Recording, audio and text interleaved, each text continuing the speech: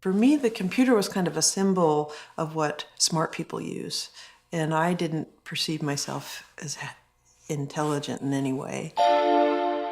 When I was growing up, I heard a lot of negative things about who I was, and I had difficulties speaking.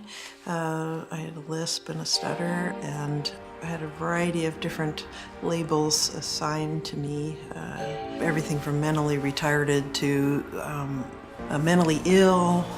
And I grew up believing all of it. And didn't feel safe in the world, nor did I feel like I was safe for other people to be around. And I discovered that computers were actually super friendly, and that folks like me who might have a label of some sort of autism actually do quite well with computers. So I got into how to modify the computer and just started buying as many as I could from thrift stores or pulling them out of the garbage. And once the product was finished, then I would give it away. And I decided that I really wanted to see where this could go to if it was moved out of a garage.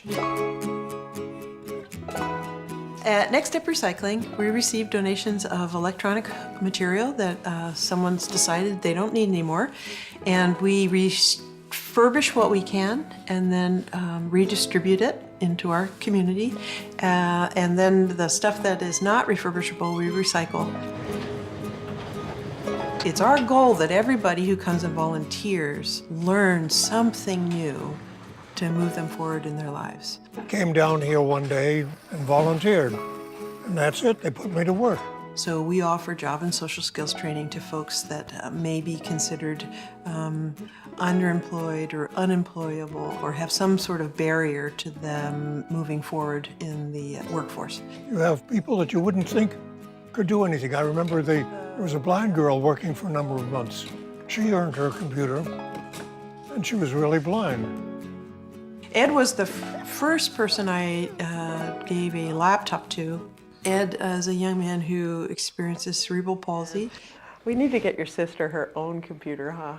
He uses the computer to communicate. You know, we have gifted almost 14,000 computers so far, and you know, it's amazing. It's like, okay, so access to this technology has allowed me to expand in ways that I had no idea that I was capable of, and it's just so wonderful to have that happen, and then to be able to share that with other people. It's so fun.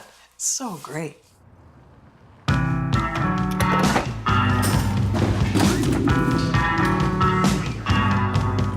So the towers go to be taking the hard drives out, and we'll recycle all this. Aluminum bodies and wires, valuable solder. Environmentally, it's great. We're keeping all these different products out of the landfill. Many of these would just get thrown in the garbage and sit in the landfill for thousands of years before they'd ever even start to deteriorate. The UN has determined that it takes 108 tons of raw material to make a new computer. If all the computers that became obsolete last year in the US were landfilled, that landfill would equal an acre across and 3.5 miles deep, which I can't even picture it in my head. That's huge. I can see its beauty to the sun.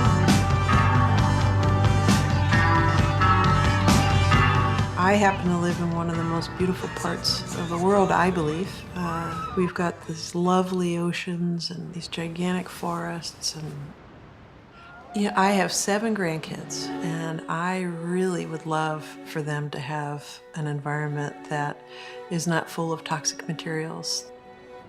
You know, what used to be considered a bad thing to do, you know, trash picking, is now this like